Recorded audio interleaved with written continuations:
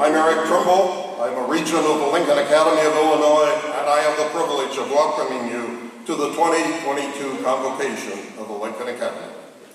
Ladies and gentlemen, the officers, the regents, the trustees, the rectors, the academic trustees, and the laureates of the Lincoln Academy of Illinois.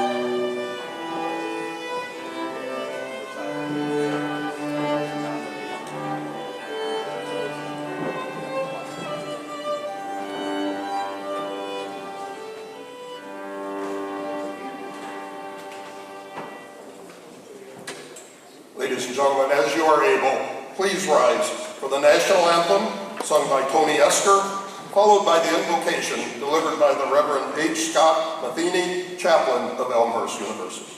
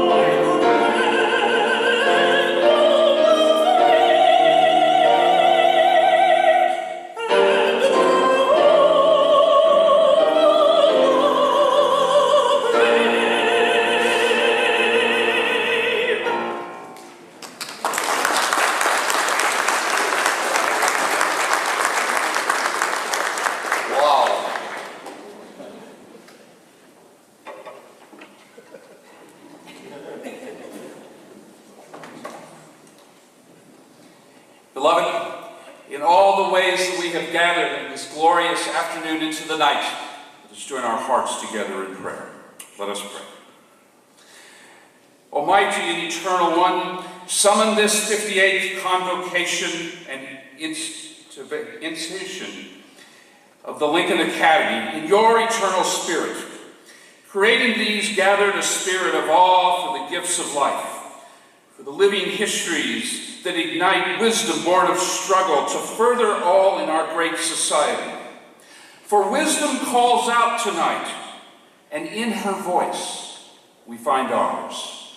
So grace us this evening with imagination and thankfulness for the intersections of all of our lives now gathered here, giving thanks for these who will be recognized, acknowledging them as Lincoln-hearted people, and then to the demands that face our nation and the world. So grant this night, Almighty God, a spirit of moral grandeur and spiritual audacity, For you have given us this night, that it might be a blessing to all. In your name and your wisdom, we say amen.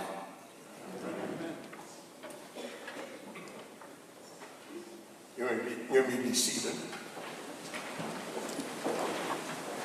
I said earlier I had the privilege to welcome you to the Convocation. I now have the great pleasure to introduce the Chancellor of the Lincoln Academy of Illinois, Frank Clark.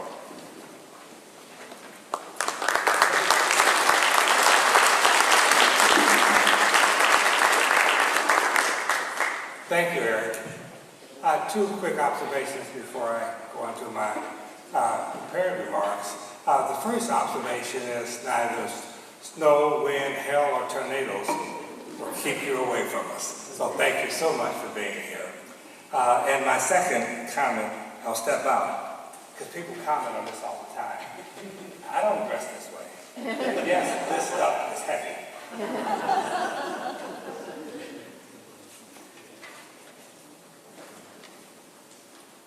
Well, good evening and welcome to the 58th Investiture of the Laureates of the Lincoln Academy of Illinois. And on behalf of the Lincoln Academy, I'm delighted to welcome you to Elmhurst University. Today, we add the names of 6 remarkable individuals to join the distinguished roster of Lincoln Laureates. To those being honored this evening, those that arranged for this ceremony, sponsors, and Lincoln Academy community members, I thank you for your ongoing commitment to the Academy. I want to specifically recognize and thank several people and organizations without whom this evening would not have been possible. And a full list of acknowledgments is in your program. I would like to highlight a few key individuals and groups. First, our Governor J.B. Pritzker. J.B. Pritzker is the president of the Lincoln Academy, and I thank him for his leadership and his support of the Academy's work and his commitment to our partnership and our future.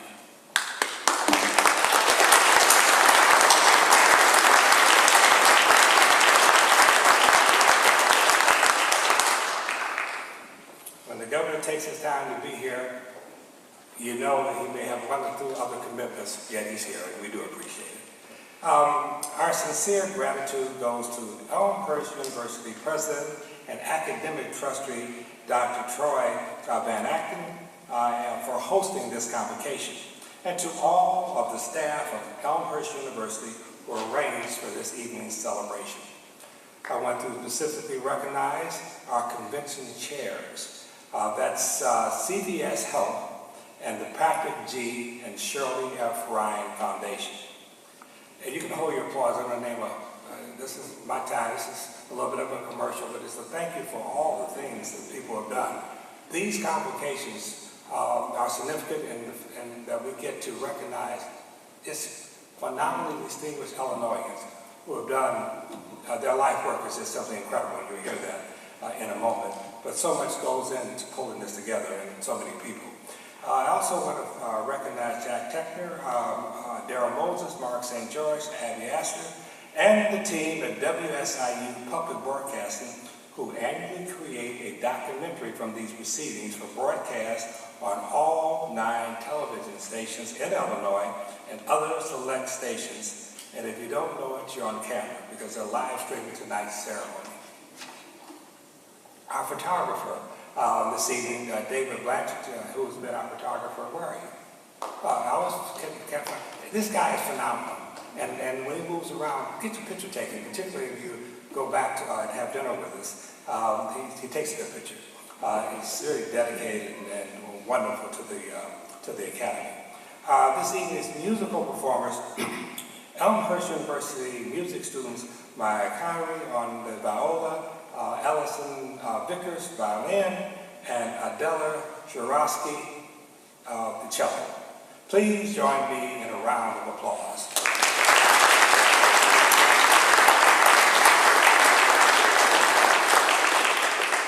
I also must thank the individuals, companies, and organizations that have generously supported the spirit of Lincoln Endowment. this is a commercial. In 2018, in conjunction with the bicentennial of our state, the Lincoln Academy launched efforts to raise $1.5 million to establish the Spirit of Lincoln Endowment. One goal of the endowment is to support continued interaction with and development of our student laureates. And I'm pleased to share that we have reached about 80% of that goal. A few months ago it was 90%. If you're in the market, you understand the difference. If you have not contributed to the Spirit of Lincoln Endowment, I invite you to consider a contribution. Gifts can be made online at the Academy's website, or you can contact our Executive Director, Leon Barnhart, to learn more. The Lincoln Academy strives to extend the opportunities to honor the great citizens of today and encourage those of tomorrow. In February of last year, on Lincoln's birthday, the Academy launched the Lincoln Laureates podcast, featuring conversations between award-winning journalists and the world's Lincoln Laureates. I invite you to listen to these inspiring conversations. And my appreciation to our retiring Executive Director, Julie Kellner, Academy Regent Dennis Lau, and Todd Manley for their dedication in this endeavor.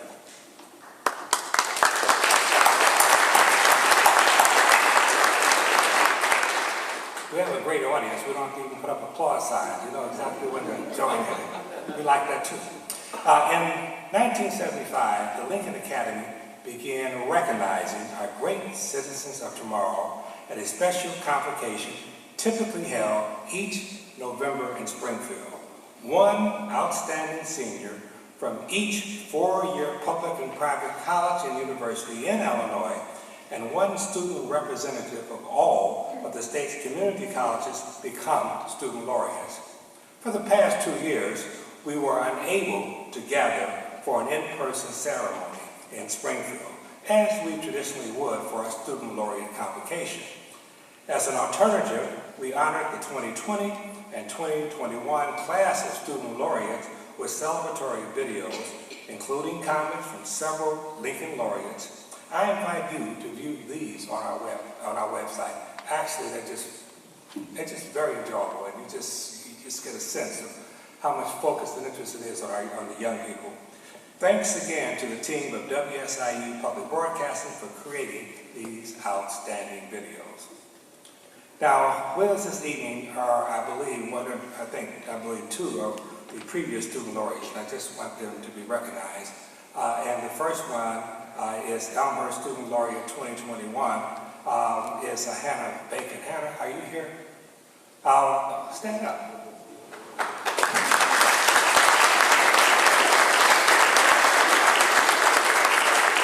All of our student laureates are exceptional people, or they wouldn't be student laureates. But I can tell you that Hannah made a presentation yesterday, and you'll hear more about that, that blew the room away.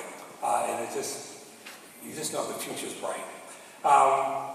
An Elmhurst Student Laureate class of 2018, Brenda Gann. Brenda, are you here? Okay. Somebody will let you know I said something nice about you. Your presence tonight supports the student laureates and the Abraham Lincoln Civic Engagement Award that each received, and of course we thank you. So we gather today to recognize 6 outstanding individuals whose achievements have significantly benefited humanity and exemplified the spirit of the Order of Lincoln. You will note from your program that these recipients are highly accomplished people who have received numerous honors. We believe the Order of Lincoln to be one of the most significant and meaningful. In 1964, Illinois Governor Otto Kerner created the Lincoln Academy to honor individuals whose contributions to humanity and achievements have brought honor to the state of Illinois, and whose dedication to public service inspires others. Lincoln laureates are individuals with Illinois ties. In some cases, they had their early starts in Illinois, some stayed, while others moved on. Regardless of the physical location, All of these individuals have created impact in their lifetime, creating ripples that will positively influence future generations. Since our first convocation 58 years ago, the Academy has bestowed the Order of Lincoln on over 300 individuals. It is one of the most treasured honors of my career in life to be named the Laureate of the Lincoln Academy in 2017. And we're privileged to recognize laureates from earlier years who are with us tonight.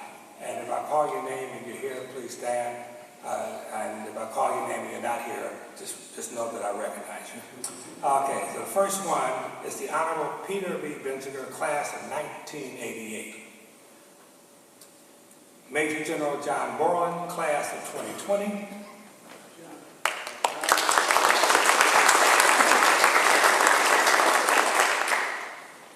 I'm not going to digress too much because we started late. And everyone here deserves special comments. General Borland and I probably don't see everything exactly the same way, but this is an honorable man, and his service to his country is nothing short of extraordinary. And the years you spent as a prisoner of war and came back, and am I correct? You came back to fly again? I'm not sure. Yes, that's what I thought. This is an extraordinary man and an extraordinary patriot. Naomi Lynn, class of 2020. Stephanie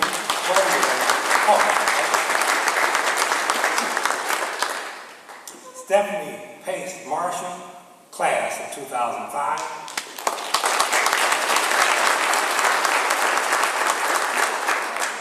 If I've done well as the Chancellor, it's only because I completely copied everything Stephanie did, including this book. I saw she'd always come so well prepared. I see it helps to be prepared. We had some interesting interactions around the next laureate, who I know he's here, Ryan Sandberg, class of 2017.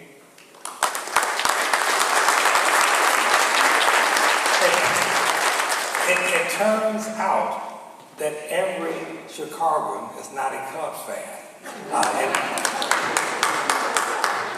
That created some interesting dynamics, which I can't share with you now. Ellen, are you here? Because if you're not here, I don't have to pronounce your last name.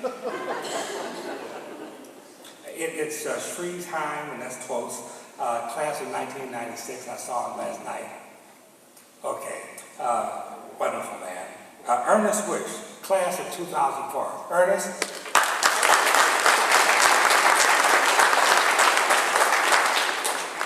There may be other, if I mention your age, would that be offensive to you? He said, somebody said don't do it, so I'm going to leave it alone. I won't. I shouldn't say what I said. I am a Sox fan, Ryan. Okay. Anyway, please join me in recognizing these past laureates.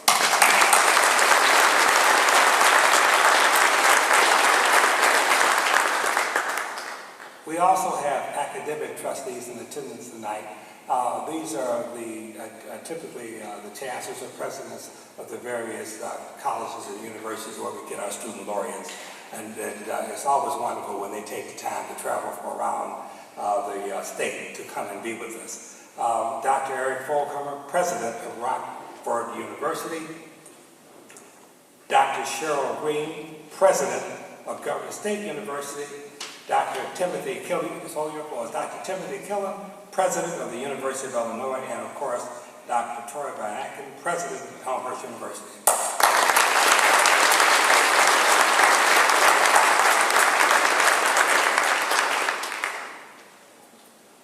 I also want to acknowledge the recent passing of two former laureates.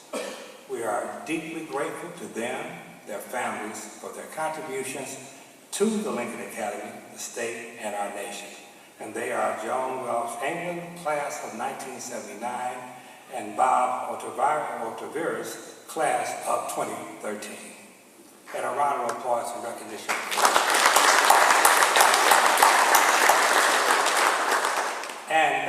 as is our tradition, our state song, Illinois. And this will be performed by Tony Esker, accompanied by Philip Videkis.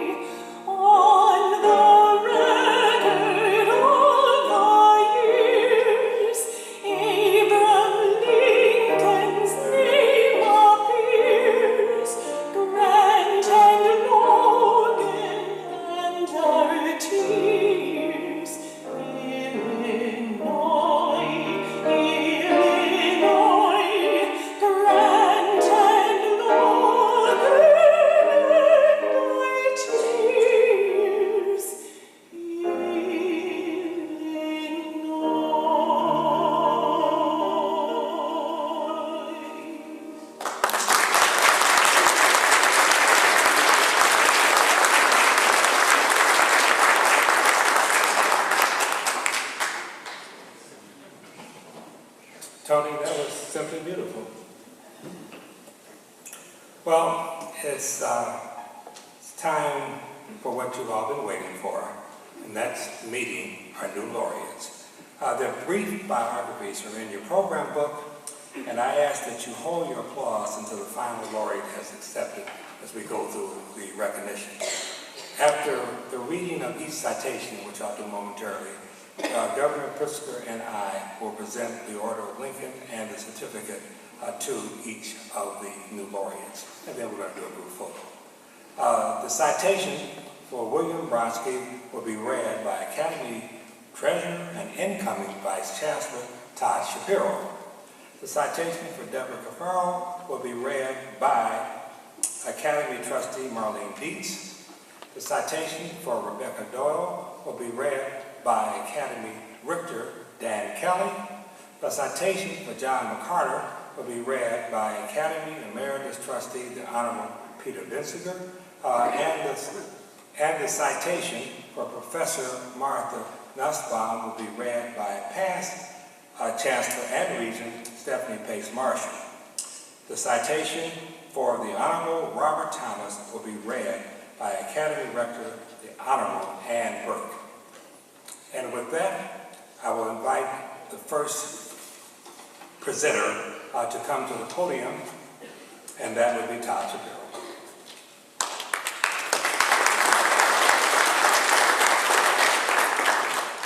Thank you.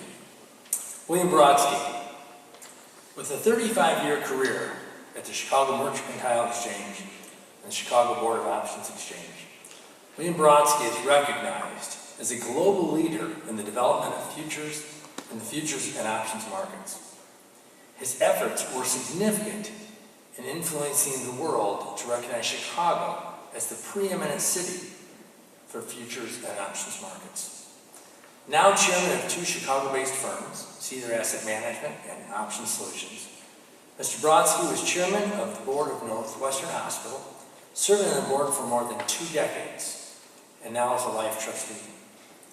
As chairman of Navy Pier, he is in his 10th year serving in that role. In addition, he continues to generously contribute his valuable time, knowledge, and resources to People's Gas, where he previously served on the board of People's Energy and its successor companies. In 2019, Governor Pritzker tapped him to co-chair a task force that consolidated more than 600 separate municipal fire and police pension funds into 2. Mr. Brodsky and his wife of 35 years, Joan, a librarian by profession, have 3 sons and enjoy their 6 grandchildren. To receive the Order of Lincoln from Chicago, Illinois, William Brodsky.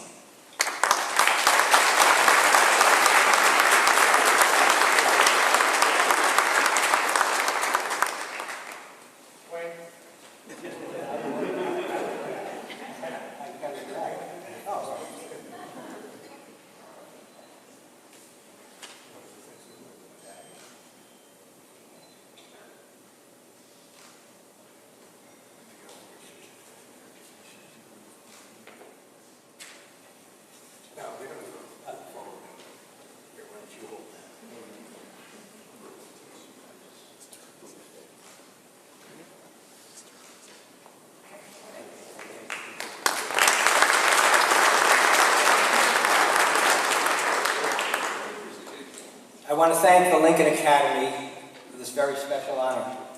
I'm truly grateful to accept it, and I also want to congratulate my fellow laureates who are receiving this award tonight.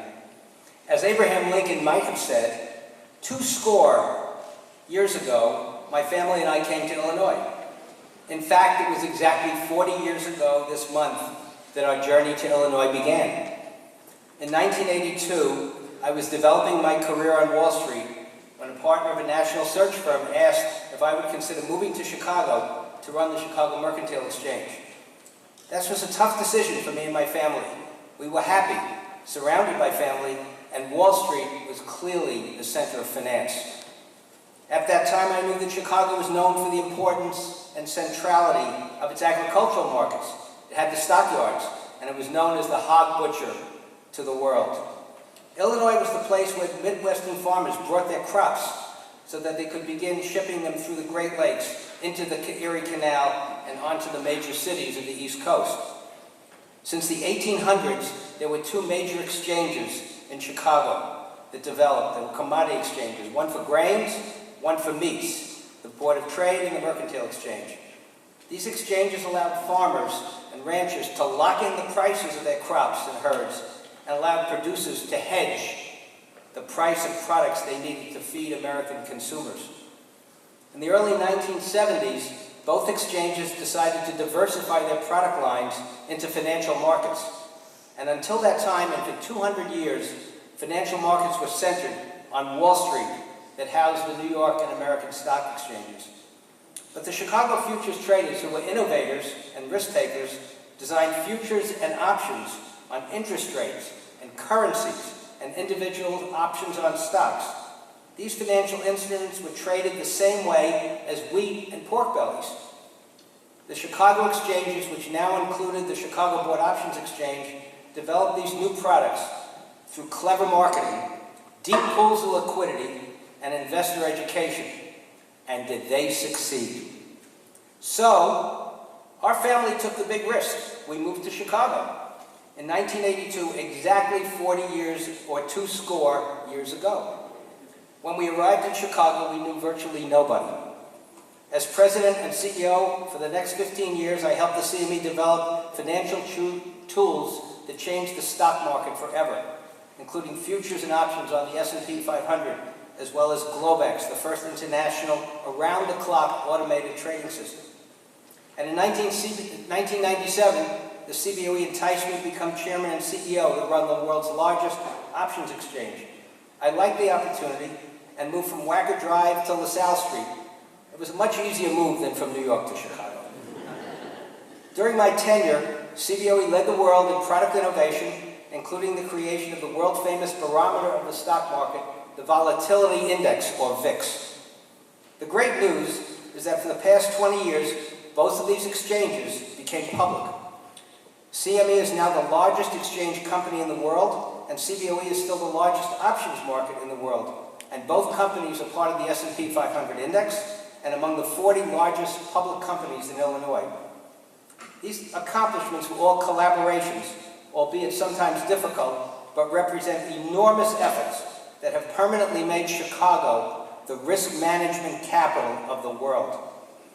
During my tenure at both exchanges, Joan and I followed the lead of our parents by involving ourselves in the broader community and philanthropic communities as ways of giving back, both personally and on behalf of these two great companies. Finally, for me, none of this would have been possible without the love and support and encouragement of my wife, Joan, who held our family together as we left New York, crossed the Hudson, and made a great home here in Illinois. I'm delighted that our three incredible sons, Michael, Stephen, and Jonathan, are here, along with our terrific daughters-in-law, Aletta, Liz, and Lena. And the icing on my cake is our grandchildren, Isabel and Mira, Matt, Sophia, Josh, and Rebecca. And also, we have members of our extended family here tonight, J.B. Pritzker and Adam Hoflick, who've enriched our lives by their part in our family. How proud we are of their accomplishments. Joan and I are honored that we both now have a direct association to our greatest president. Joan is trustee of the Abraham Lincoln Presidential Library and Museum, and representing that amazing institution here tonight is Christina Schutt, the executive director, Dave Kelmitz, general counsel, and Toby Trimmer, the chief operating officer. I'm deeply honored that representatives of institutions which I have been associated are also here: CBOE, CME, Northwestern Memorial Hospital, Navy Pier, People's Gas, and Northern Trust. Your presence and support of this event is greatly appreciated. To members of the Lincoln Academy of Illinois, I'm truly honored by your selection to be a member of the class of 2022 Lincoln Laureates. Thank you.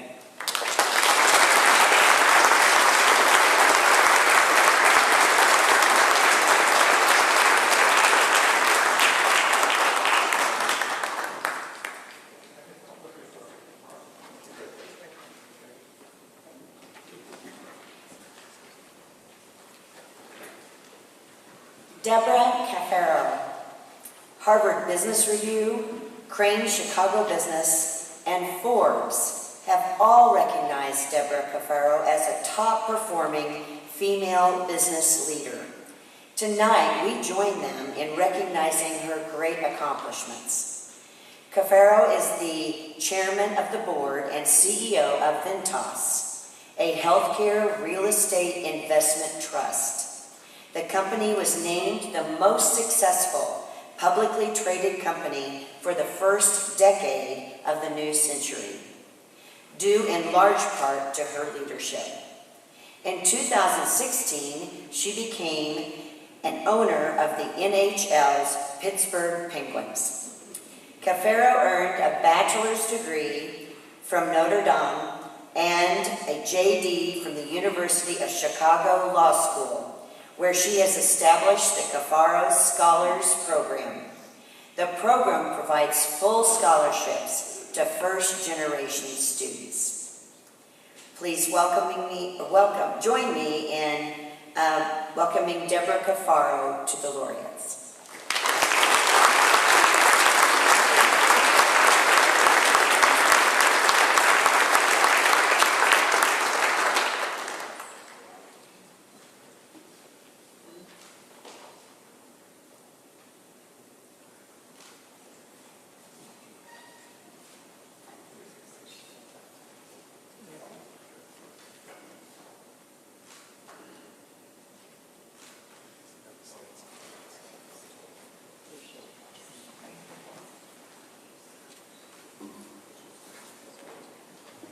Good evening.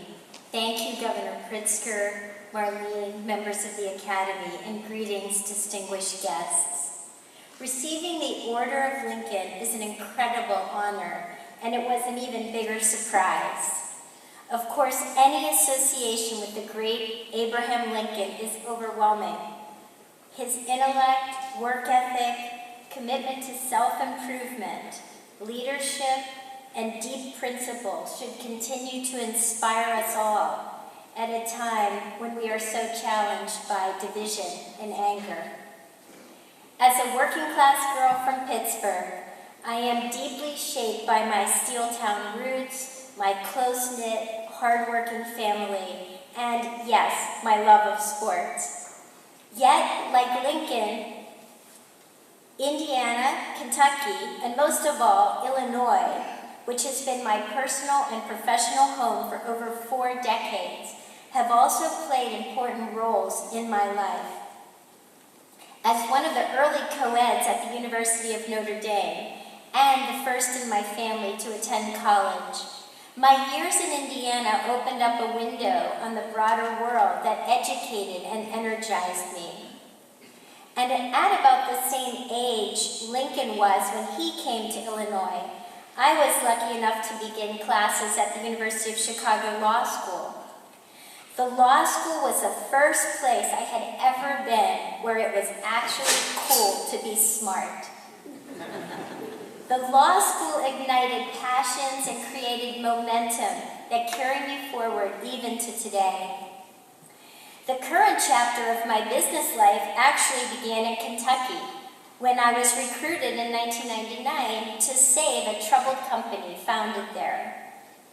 In a business fairy tale, that company, Ventas, quickly moved its headquarters to Illinois.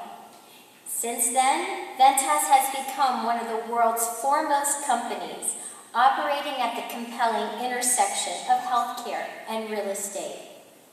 After 23 years at the helm, and I assure you, lots of blood, sweat, and tears, Ventas owns over 1,200 properties benefiting from a large and aging demographic. But more importantly, we are helping individuals live longer, healthier lives by providing homes for 75,000 seniors, building research labs where cutting-edge therapies and cures are discovered, and operating medical facilities where providers see 30 million patients every year. The recent and protracted COVID-19 crisis presented us at Ventas with a once-in-a-lifetime challenge. I am incredibly proud that we used every resource at our disposal to keep people safe. Whether sourcing scarce PPE, getting seniors vaccinated, making our space available for testing, or serving as an advocate, Ventas lived its values during the pandemic. I'm also compelled to express my deep appreciation for the caregivers and researchers, and yes, our governor, who have protected us. We all owe them a deep debt of gratitude. Like many of you here, I often find myself quoting Abraham Lincoln with enthusiastic accord. But there is one phrase he coined I'm not so sure I agree with. He said, always bear in mind that your own resolution to succeed is more important than any other one thing. And admittedly, a strong will is necessary in any endeavor. But every success requires the support and contributions of so many others. In my case, I'm grateful to my parents who made so many sacrifices so my sister and I could have a better life, and constantly modeled kindness and generosity. To my husband, my dear children, and my sister, whose love fuels me even on my worst days. To my many mentors and friends who provided help every single time I needed it. And to my colleagues at Ventas, who showed how we can achieve great things together. Thank you again for this unexpected honor. I will always cherish it and do everything I can to continue to merit it. Thank you.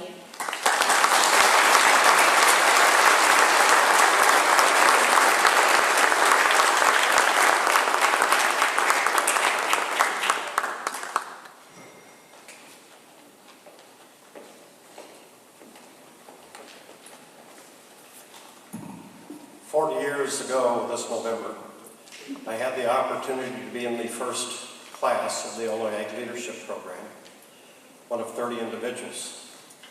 It became apparent to me that one of our class members, in fact probably several of our class members, but one in particular, had a special gift. She had a feeling of stewardship. She had a heart of gold. She had the intelligence to really make the world a better place. And that was one of her goals. I don't know if it was a stated goal, but it was one that became evident to me, and I'm sure many of my classmates. We graduated in 1984, and 6 years later, she became Director of Agriculture under the administration of Governor Jim Edgar. She was the first female Director of Agriculture in the state of Illinois, in addition to 8 years of service meeting the needs of Illinois farmers and consumers. Doyle was an officer in the National Association of State Departments of Agriculture. She's a two-time alumnus of the University of Illinois. She also, after serving the state of Illinois and the consumers in Illinois, took her skills to the United Nations World Food Program, the world's largest humanitarian agency, fighting hunger worldwide. She served there for 4 years.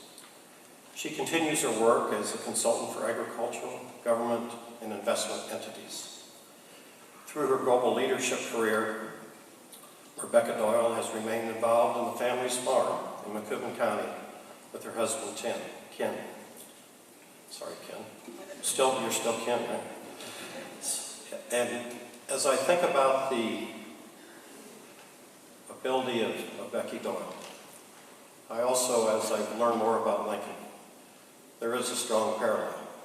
Now, she's a bit shorter, but she has, as I said, a heart of gold, a feeling of stewardship, and she has a goal of making the world better. And I can assure you that based on what she has accomplished over the last 40 years that I've known her, she has made the world a better place for many of us in this room, for those that have suffered from hunger, and those that need to know more about agriculture. So it's my privilege, my honor, to introduce Rebecca Doyle from Gillespie, Illinois, the honor of Lincoln Laureate. Thank you.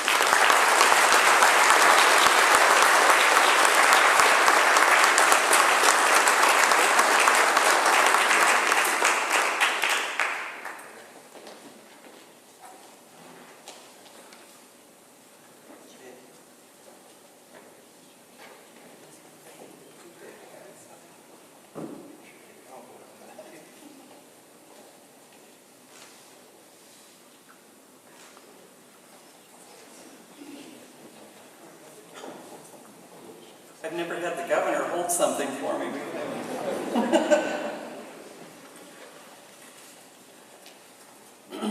and I don't think I've ever had Dan Kelly say such nice things about me before either. So that was quite a surprise. This whole thing has been a big surprise, but I thank the Academy sincerely. I congratulate the really outstanding people who are also getting this award tonight. I won't say it because I've been told not to say it, but I really don't deserve it. I guess I did say it. And then I have to say that I got big surprise when I walked in the room tonight. My husband, I find, is not a truthful person. I thought our son and my husband were going to be here. And now I look out, and every time I look out, I see somebody else who I was not expecting to be here, who I didn't think even knew about this tonight. Both my brothers and their wives are here. That's a lot. And my cousin's sister, my cousin who's 3 weeks older than me, came all the way from Tulsa, Oklahoma with her husband. My other little brother, who's not related by family, but by a lifetime of knowing him since he was my little brother in college, is here. And then I see that my good friends Todd and Debbie are here too. So, Ken, you're a liar. I'm so pleased to get to speak tonight because I've lived almost all of my life, except for the time that I was in Rome and a few months in Philadelphia. I've lived almost all my life in Illinois, and that's a long life now. And I've always been inordinately proud of this state. And I think today they call it a fangirl. I'm a fangirl for Illinois. My latest is, I think some of you may know Christopher Jackson from Cairo, Illinois, tiny town at the tip of southern Illinois, would play George Washington in Hamilton on Broadway. Now, how great is that? He should be getting this award. And did anybody notice that today's Google Doodle was Route 66, and it starts, the little video on the Google Doodle starts with the Illinois stretch of Route 66. Every day I can tell you something about Illinois. To the point that when I was a young stay-at-home mother and looking for something to do, I had a gift basket business named Pride of Illinois. So this has been a big deal for me for a long time. I've always celebrated Illinoisans who worked hard, contributed, and were noted for their accomplishments. Every year, I looked up the Lincoln Laureate announcements to kind of agree with the ones that I knew and say, yeah, that's a good idea, and to learn about those who I didn't know. Now it seems I get to join the club. But I'd be lying if I said that I deserve this honor, especially when seated tonight with these truly stellar individuals. On the contrary, I feel I owe Illinois so much more than Illinois can give me. Illinois gave me a safe, nurturing space to grow in Hancock County, Western Illinois, where I could live and learn from well-grounded family and friends. It was idyllic, really, when I look back on it now. Illinois gave me a good education, possibly surprising considering that I started in a 4-room schoolhouse where we had 2 grades for each teacher in each room. And my class was a big one. There were 10 in my class. I think Dan had 7 in his class. So, but we got a lot of individual attention that way. But Illinois then helped me find my way to a campus with 33,000 students and provided a challenging educational experience at the University of Illinois and a lot of great friendships. Actually, at this point, it may be more accurate to say that Illinois agriculture gave me these things, because farming was the foundation for the community that raised me, and agricultural land was the basis for the property taxes that supported that school system and so many other school systems across the state. Further, it was a land grant that established the University of Illinois, an agricultural prosperity that contributes to its success. Illinois also gave me the life-changing gift of participation in the Illinois Ag Leadership Program that Dan mentioned, where we met. A 2-year program that broadened our horizons, showed us what was possible, built my confidence, and gave us the skills we needed to make a difference in the world beyond our farms. Several of my classmates in that program have served in state and national leadership roles, and 2 of them are here tonight, Dan, who you've met, and Chet Boroff, who's also in the audience, I believe, somewhere, and to whom I owe nearly as much in thanks as I do to the state of Illinois. But Illinois agriculture has given me more than jobs. When I was young and seeking a purpose in life, I realized that there are very few purposes more worthy than assuring that people globally have enough to eat each day. Each Illinois farmer feeds nearly 170 people, and I was given the opportunity to help protect the integrity and the productivity of that undeniable farm-to-table system. Illinois agriculture gave me mentors, Dr. and Mrs. Jim Evans at the University of Illinois, Ag College Dean Warren Wessels, also the university, and of course, Governor and Mrs. Brenda Edgar, all of whom proved that important goals can be achieved without veering from a moral compass, and who showed on a daily basis that their wives, like farm wives across the state, served as valued advisors and partners in achieving those goals. Illinois agriculture gave me instant credibility. It's something I didn't think about until later in life, but both here in the United States and around the globe, Illinois farmers and ag leaders receive instant respect. We're recognized, we're even envied for our resources, our transportation assets, and our weather, but we're also respected for our research, our technology, our adoption of both of those and embracing into our farming operations, and our productivity achievements that result from that. Oh, and I just want to bring up, with all this talk of White Sox and Cubs, and last night we had to hear about the Bears. Illinois agriculture gave me a team. Say what you want about the Bears and the Bulls and the Sox and the Cubs and that row of Cardinal fans back there, the Blackhawks, University of Illinois. If you want to follow a winning team, follow those perennial champions, Illinois farmers and food producers. They win every year.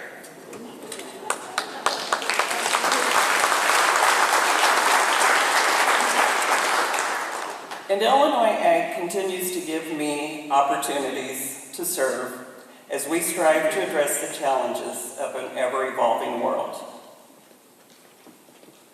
Now, Illinois has given me this honor, even though the only accomplishment I can honestly claim is leaning in to opportunities when they were offered. And I could not have done even that if not for the unquestioning support and encouragement of my husband, Ken, that liar, and our son, Eric, both of whom are here tonight, and our son, Benjamin, who is actually working this weekend in Portland, Oregon. But our son Benjamin, used to be one of the cameramen here for SIU back when he was in college at Carbondale. Plus all the friends and extended family members who have stepped up and stepped in to support whatever I've tried to do throughout the years. Thank you. Thank all of you for this honor, but also for giving me this opportunity to share my pride in Illinois. Thank you.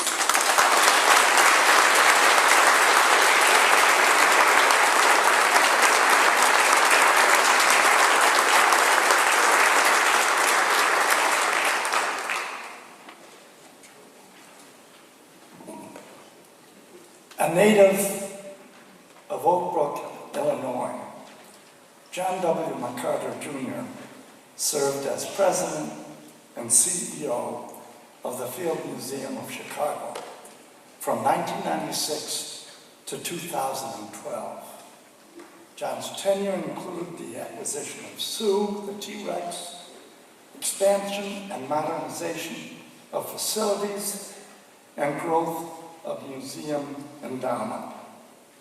John McCarter served in a variety of leadership positions, including being a regent of the Smithsonian Institution and serving as chairman of that board for 3 years. He was CEO of DeKalb Corporation on the board of the National Museum of African American History and Culture, the Lucas Museum of Narrative Art, and a senior partner at Booz Allen and Hamilton. John was a key member of Governor Richard B. Ogilvy's team. That's where I first worked with him, and recognized an extraordinary leader then and since then, with outstanding commitment to mission, reflective of the highest integrity and the highest performance.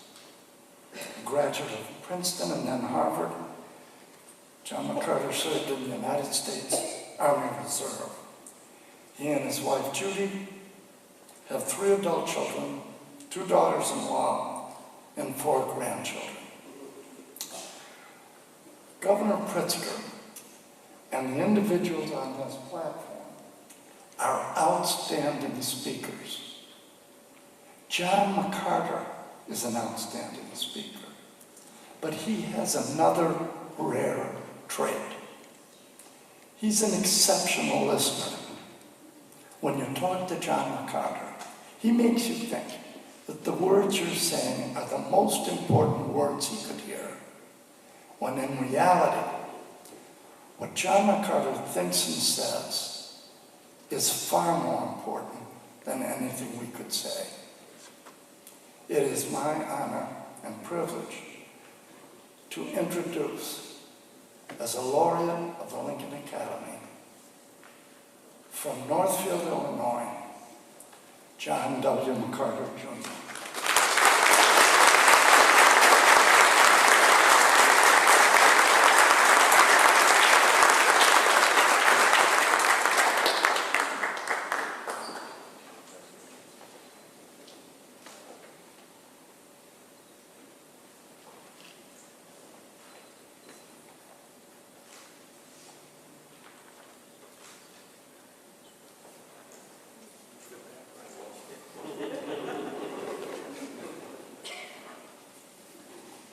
Governor Pritzker, I like the way that sounds. Governor Pritzker, ladies and gentlemen, regents and fellow inductees, I have two stories to share. First, the flight to Los Angeles was delayed. I saw an empty chair in the waiting room next to a distinguished elderly fella in a blazer with a pocket handkerchief and a lapel button seated next to his aluminum walker. I sat down next to him, and on closer examination, I identified the lapel ornament as a polo pony. I turned to him and I said, "I met a boy named Frank Mills on September 12th right here in front of the Waverly. But unfortunately, I lost his address." "How did you know who I was?" he said. "Not was, but are," I replied. "You are the producer of the musical Hair, and you are the founder of the Lincoln Academy during the governorship of Otto Kerner. You are Michael Butler." Chance encounters like this have so enhanced my life and Judy's and my life together. So that's my first story. My second story is I've been on the campus of Elmhurst here only once before. This is my second time. My first visit requires some explanation. In 1968, Peter referred to Governor Richard B. Ogilvie. In the process of joining him to establish a budget bureau on the federal model and serve as its first director, I asked the governor-elect whether he would support the introduction of an income tax, and he replied simply, "Run the numbers, and if needed, we'll do it." And to fund that 1969 budget, we proposed the tax. We were both aware of the political consequences. Jack Knopfer was the Republican senator from Elmhurst, and he preferred an increase in the sales tax rather than the income tax.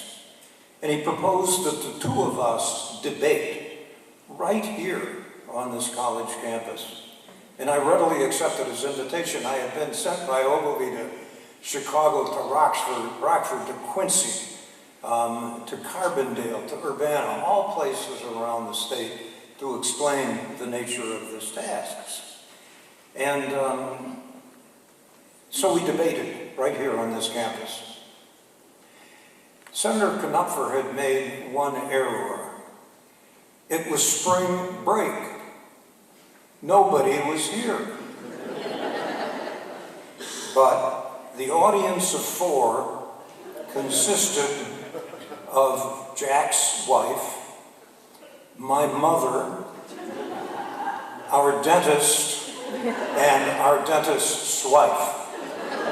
Knopfer and I duked it out, and the vote 1 for the sales tax and 3 for the income tax, right here at this campus. And then the following July, in 1969, July 1st, the governor and I sat together in his darkened office, listening to the legislative debate in the House over a loudspeaker. The session finished by law on the 30th of June, but the clock had been stopped. It was the early morning of the 1st. At the last second, prior to the 3rd fall of the gavel, many Democratic votes switched from green to red to enable the Democrats in contested races to show their opposition to the tax and label the tax as Ogilvy's tax. And Dan Walker, the candidate opposing Ogilvy, walked the state in 1972, attacking Ogilvy for the tax and describing the tax as a benefit to welfare mothers in Chicago. And then in the early morning hours after the November 1972 election, the governor and I sat together, this time at the Bismarck Hotel in Chicago, with Tom Drennan, the governor's political advisor, Jeremiah Marsh, his legal counsel, and we reviewed the vote totals. It was close. Drennan had laid out the tactics of contesting the result, and the governor said simply, Tom, draft the concession statement. And off we all went to bed to try to sleep. It was 3 in the morning. At 10 a.m., press conference, the governor conceded. My emotions were under control until I looked across the room and saw Don Perkins, the governor's close friend and campaign chair, with tears running down his face. And then I sobbed. 2 stories, my thanks to the Academy for the chance to share. Thank you.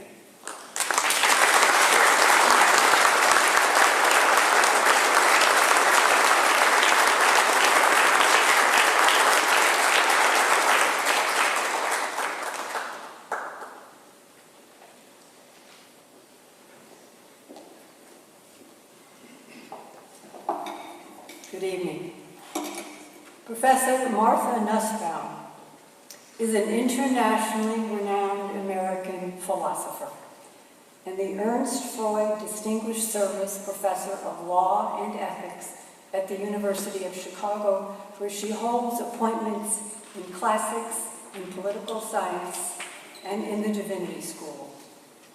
She received her master's and PhD degrees from Harvard University, is the author of more than 25 books and over 500 articles, and has received 64 honorary degrees from colleges and universities throughout the world. Listed as one among 100 of the world's top intellectuals by Foreign Policy and Prospect magazines, she is an academician in the Academy of Finland, a fellow of the British Academy, and a member of the American Academy of Arts and Sciences. Her awards and honors are among the highest in the world, including the Kyoto Prize in Arts and Philosophy, regarded as Japan's Nobel Prize, the Berggruen Prize for Philosophy and Culture, given to those whose achievements profoundly shape human self-understanding and advancement, and the Holberg Prize, annually awarded by Norway to outstanding scholars for work in the arts, the humanities, social sciences, law, and theology.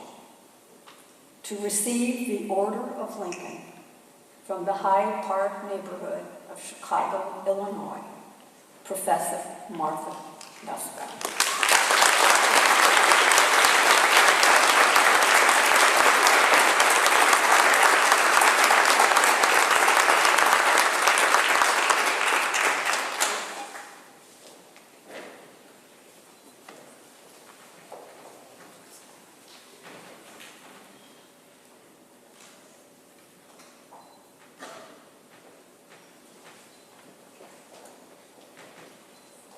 Governor Pritzker, members of the Lincoln Academy, and distinguished guests and visitors, I can't tell you what a great thrill and joy it is for me to receive this recognition.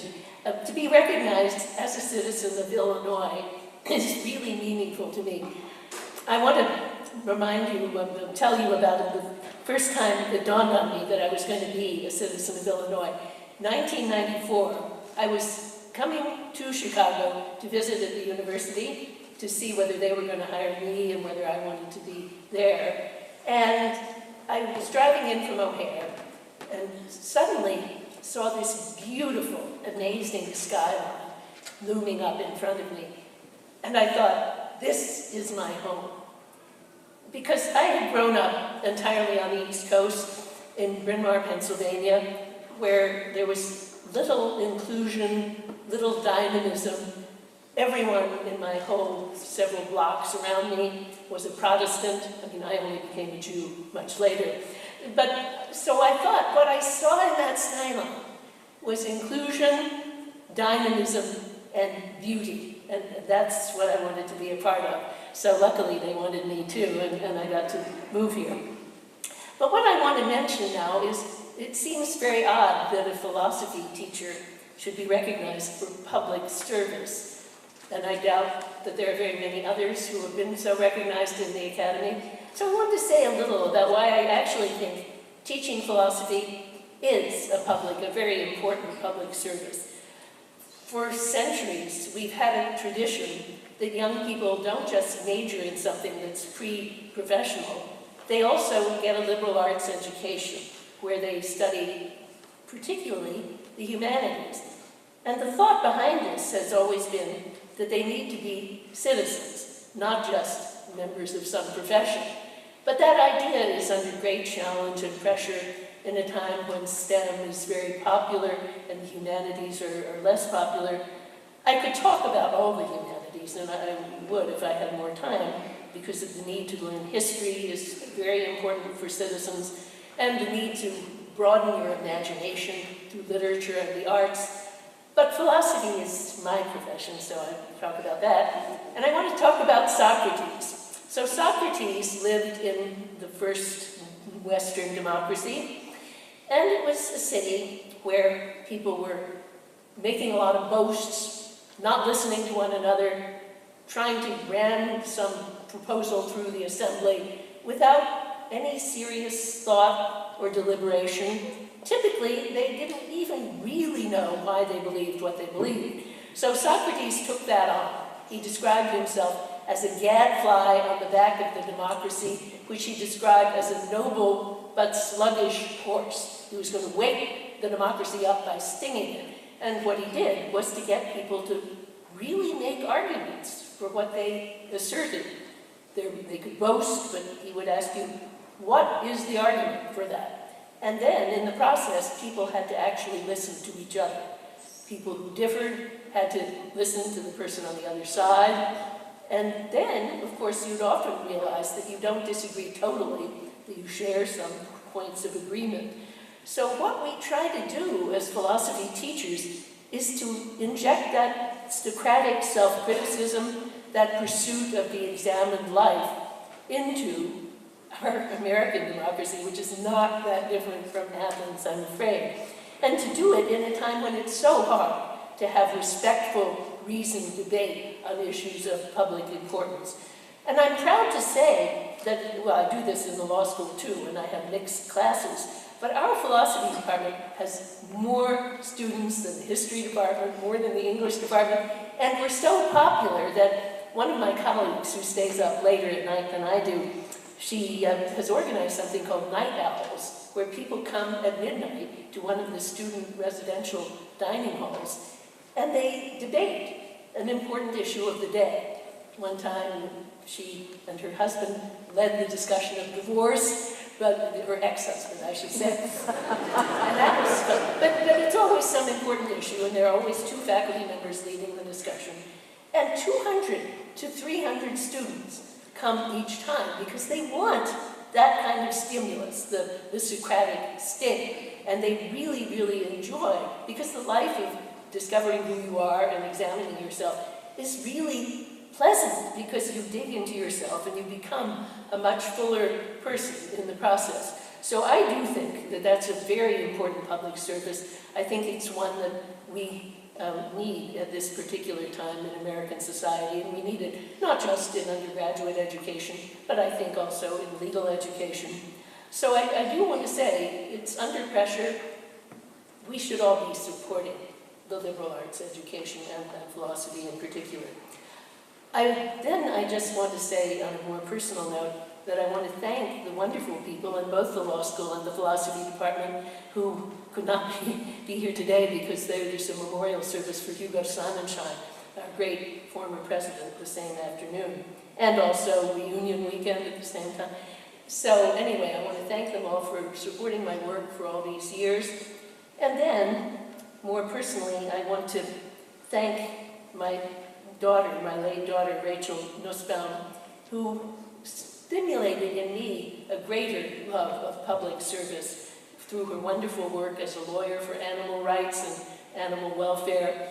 She died, unfortunately, in 2019 of a drug-resistant infection following transplant surgery. But her loving husband, Gerd Wiechert, is here today, and I want to express my gratitude to him, too. A wonderful person who supported me all through COVID and all through the grieving process that involved. So anyway, thank you very much, and I'm thrilled by this award.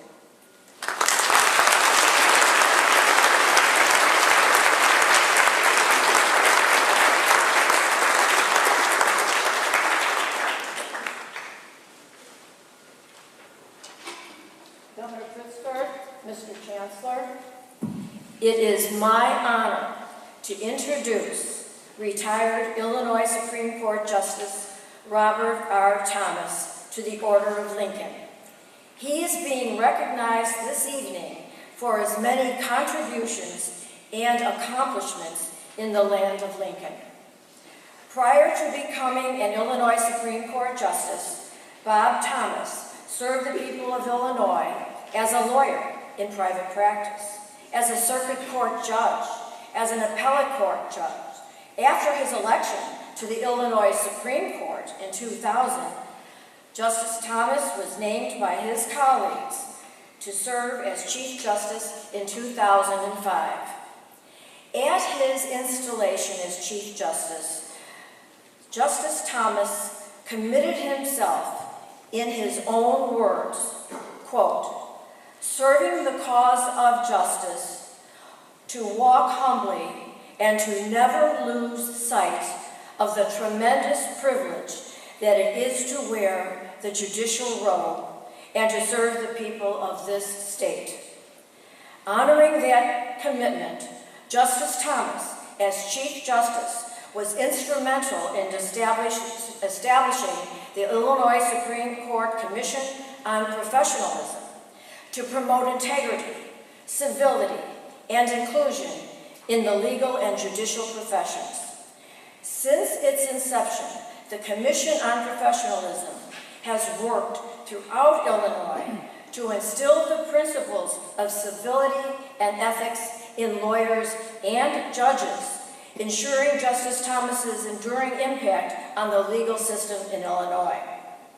During his tenure as Chief Justice, the Supreme Court also implemented, for the very first time, minimum continuing legal education requirements for all active Illinois lawyers and judges, This initiative enhances the legal profession by providing an ongoing training in both substantive matters and professional responsibility.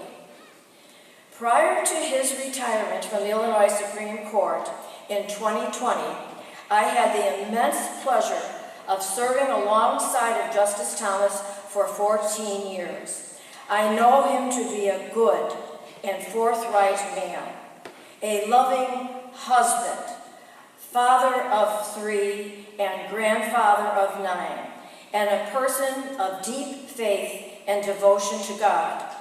It is a privilege to say, without reservation, that Bob Thomas is a consummate professional whose achievements in the judiciary have made a lasting contribution to the improvement of justice system in Illinois.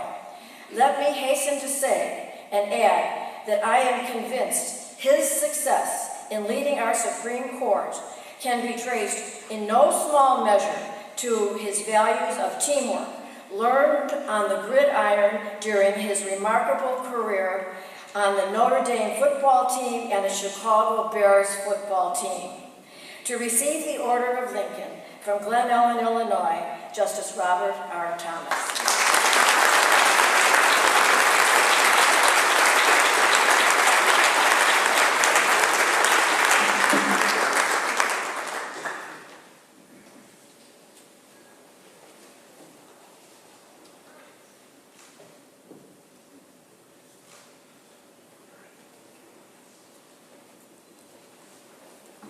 Well, thank you, Chief Justice Burke. And after that introduction, don't you wish you had voted for all of my opinions?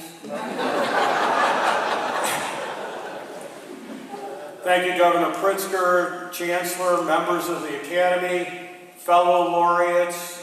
Although I have to say, I was a little disappointed to see that fellow laureate Ryan Sandberg would be here, because now you get to see what a real professional athlete looks like. You know, all of us were interviewed this afternoon for an hour show that I guess is going to air, and the last question that I was asked was, what is your legacy? He spent about a half hour, the person interviewing me spent about a half hour talking about my football career as well as my legal career, and the answer was very easy to me. My 3 children. That's my legacy. Brendan, Jonathan, and Jessica, they're people of faith, character, and family. And as part of that character, they chose wisely, and they have 3 wonderful spouses, Gretchen for Brendan, Ashley for Jonathan, and Jason for Jessica. That's my legacy, and with that legacy, I have to introduce my greatest blessing, my beautiful wife, Maggie, of next month, 43 years, with which I share this legacy and share our wonderful 9 grandchildren. I told you they were people of family, right? So 9 grandchildren. Thank you. Can you stand up, Mike, just for a minute? She hates this. I think we'll make it to that June anniversary. She hated getting up, but I am not an accomplished lawyer, and I find quite as much material for a lecture in those points wherein I have failed as in those wherein I have been moderately successful. These words were written in July of 1850 by an Illinois lawyer named Abraham Lincoln. And I admire those words greatly, for they perfectly embody what I believe to be the essential attribute of the lawyer or judge: humility. Now, I know a lot about humility. I played 10 years for the Chicago Bears. When I was running for the Supreme Court in 2020, I attended a political event. There were about 500 people in attendance. I passed out my walk card with my bio, put it on each and every butter plate for the event, and then stood at the door as people came in to greet them. An elderly gentleman came up to me and he said, "Are you Bob Thomas?" I said, "Yes, sir, I am." He said, "You served 6 years on the circuit court at DuPage County?" I said, "Yes, sir, I did." And he said, "The last 6 years you've been in the appellate court up there in Elgin, isn't that right?" And I said, "Yes, sir, that's right." Now at this point I noticed two things.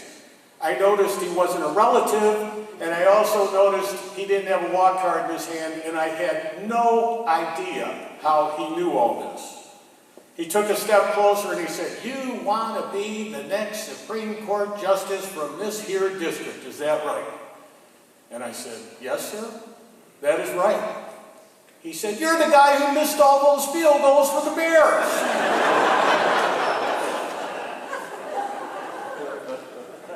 Governor Pritzker, all you can do is smile, right? He's a potential voter, so I smiled. And I said, "Sir, you must be very happy now because I'm no longer the kicker for the Bears." And he said, "Oh, I was happy then. I'm not a Bears fan."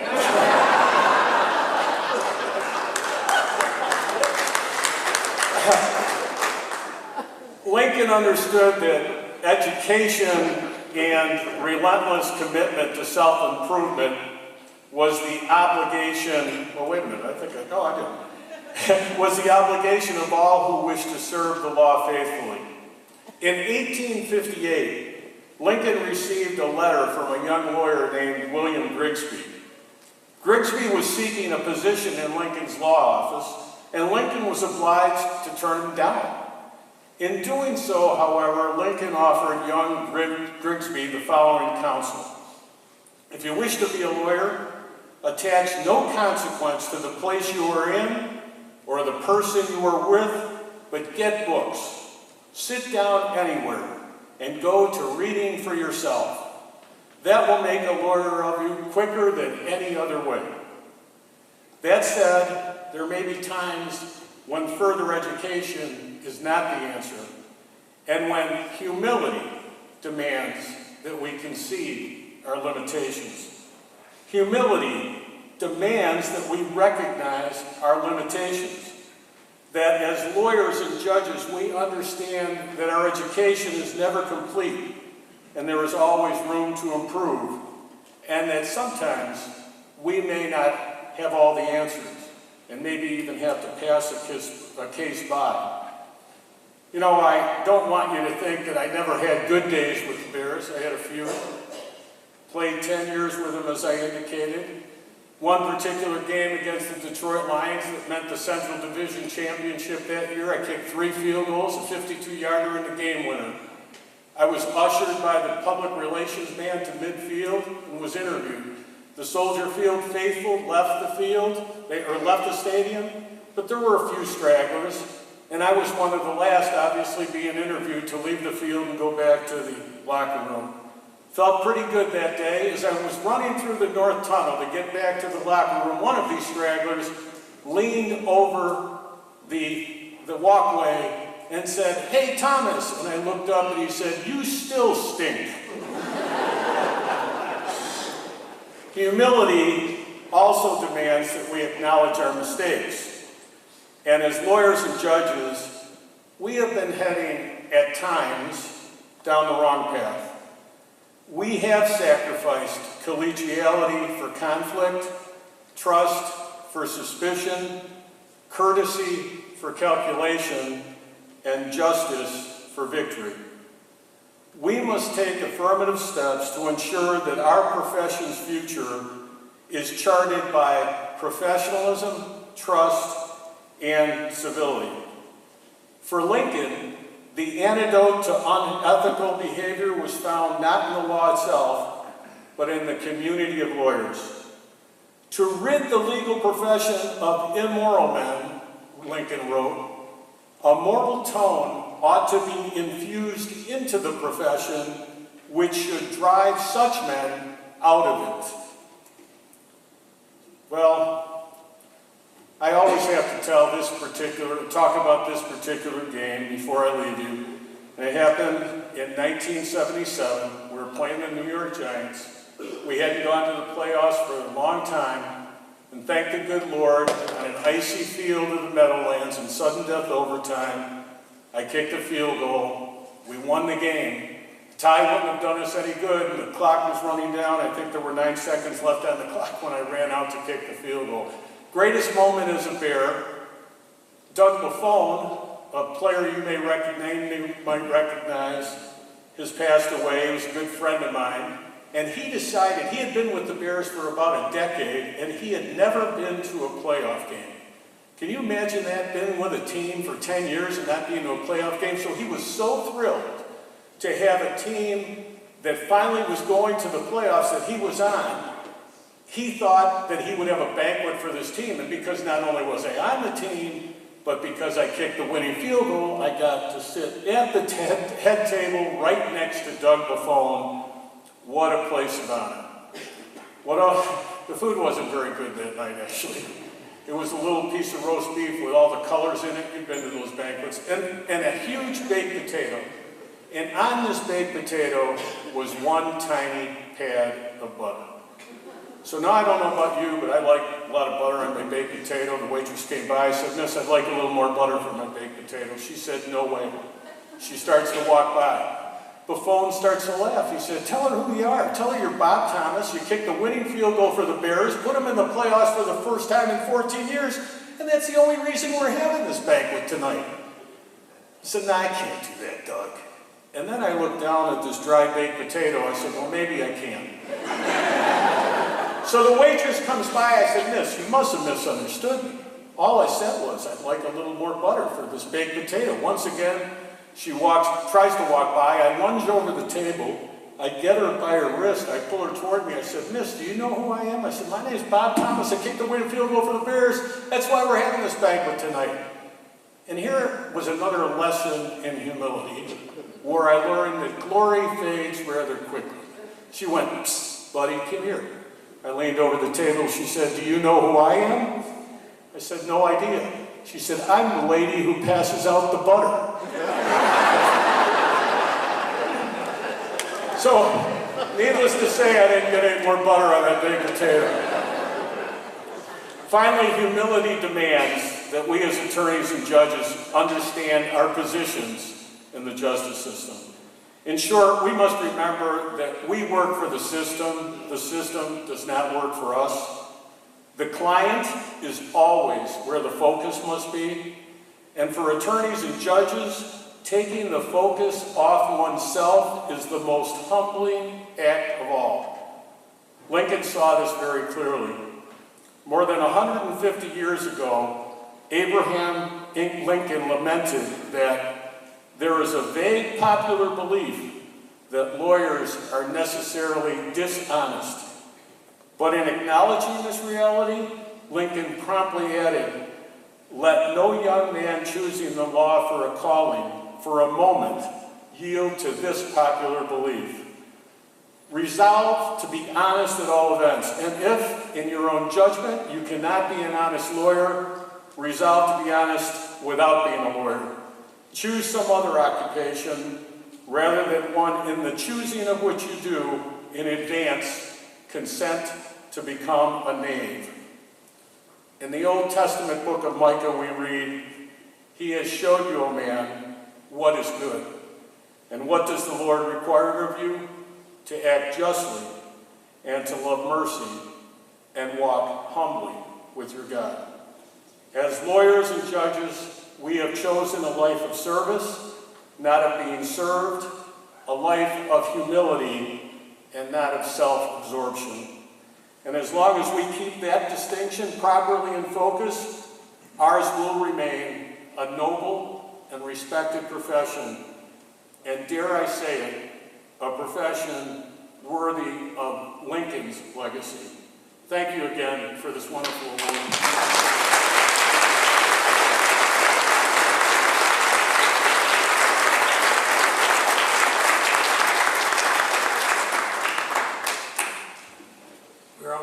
At the end of our program.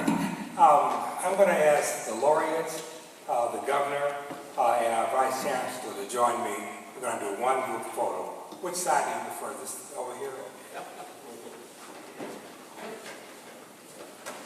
All of our laureates.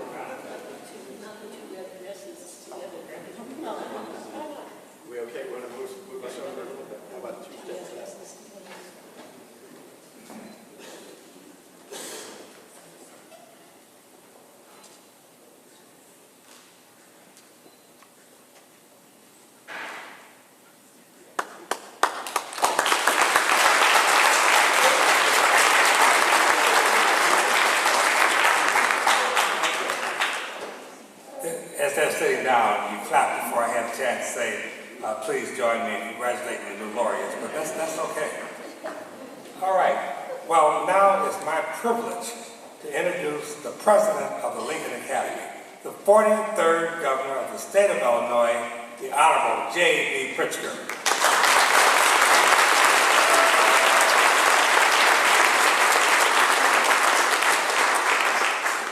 I promise you not too many pages here. Let me first of all say thank you so much to our Chancellor, who's done just a tremendous job. Thank you for your years of service to our state and to the Academy. When I became governor, you were the first new Chancellor that I welcomed into the position. In the last few years, you've welcomed in classes of laureates whose leadership has proven especially extraordinary in a challenging era that has asked so much of, frankly, everyone.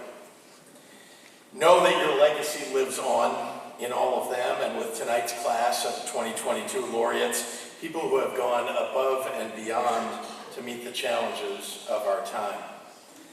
I'd like to ask all of you to give a big round of applause for our outgoing Chancellor, Frank Clark, as well as our incoming Chancellor, Ron Spears.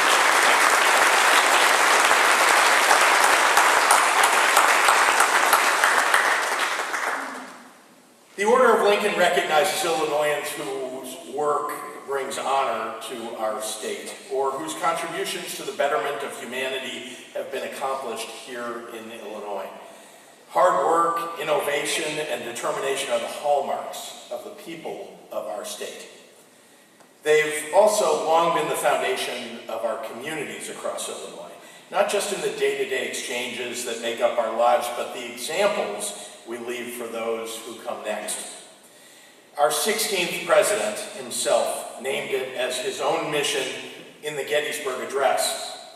In the unfinished work of our time, what wisdom and inspiration do we leave for future generations?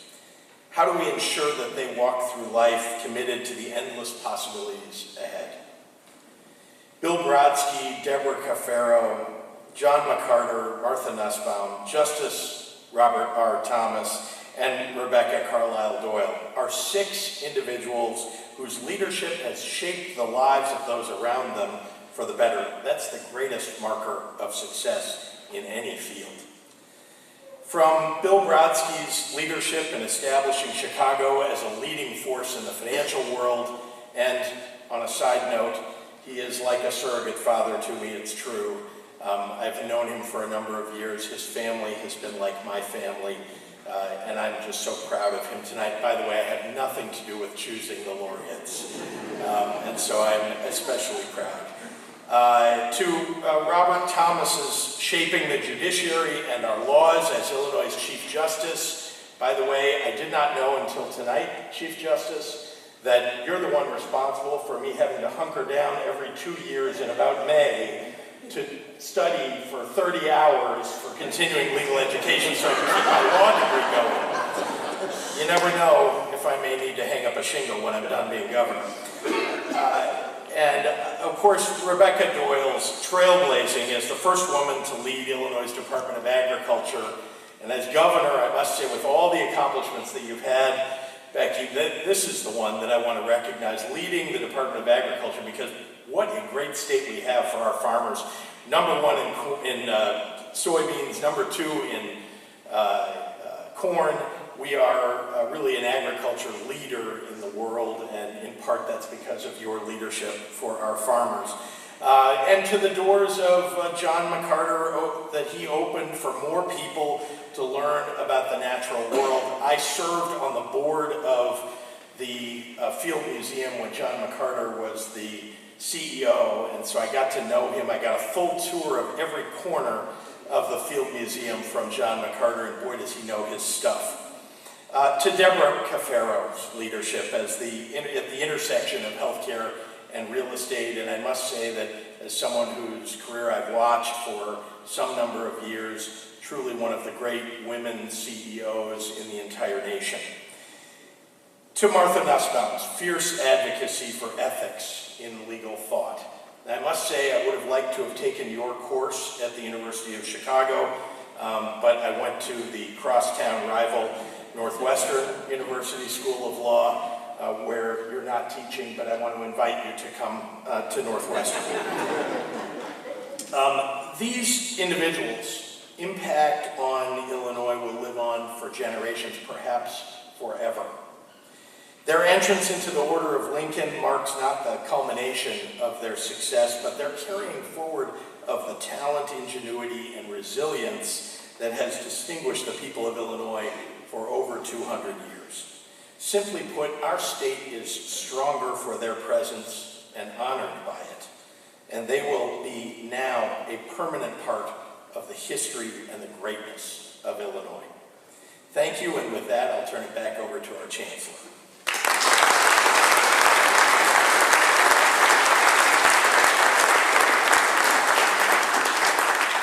Well, thank you, Governor Pritzker, for your thoughtful and inspiring words. More importantly, for your continued commitment to the Lincoln Academy, I thank you.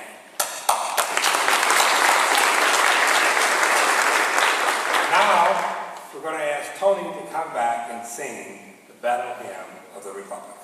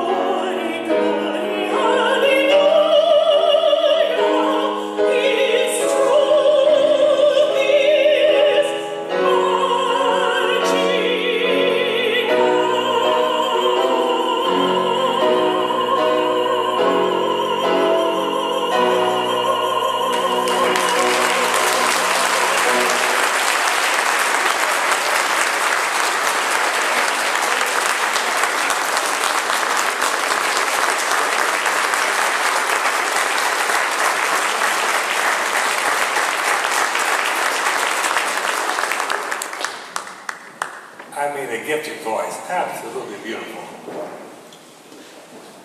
picking up now.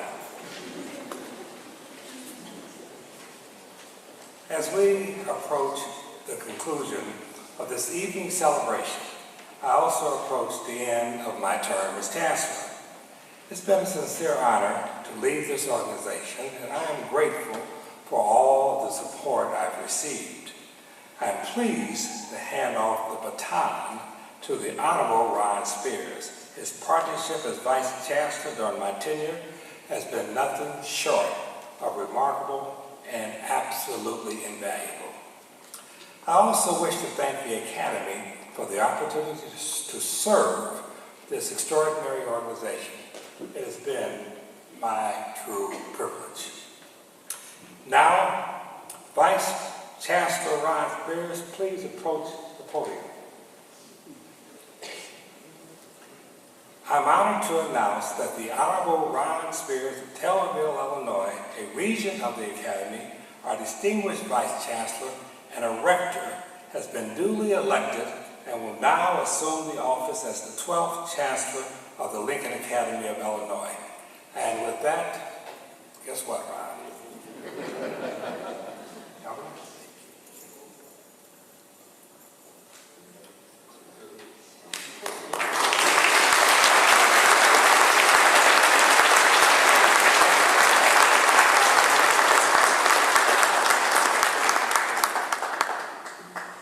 As we close another wonderful convocation, having heard some of the stories of these wonderful people associated with the state of Illinois, it is important to tie a bow on it and ask, why do we do this? What is it? All of these individuals have walls full of awards and accolades. Why do we do it?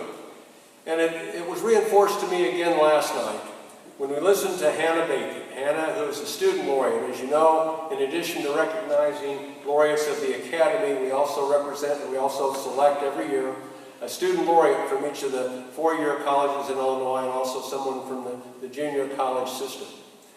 And as Lincoln said, that some achieved success is proof to all that others can achieve it as well.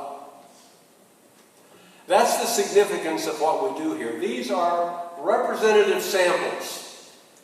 6 out of 12 million representative samples of people who have achieved success. And as you listen to their stories and as they're interviewed and as they communicate with our student laureates, and as the student laureates look through the list of all the other laureates that are representative of the great people of the state of Illinois, they can find in them their story. They can relate to someone that has gone through life experiences that they have gone through. Maybe they're the first generation that ever got out of high school or went to college or went to law school or became a professional in some way. Maybe they faced all sorts of adversity in their life. Maybe they thought that everybody else would succeed but not them.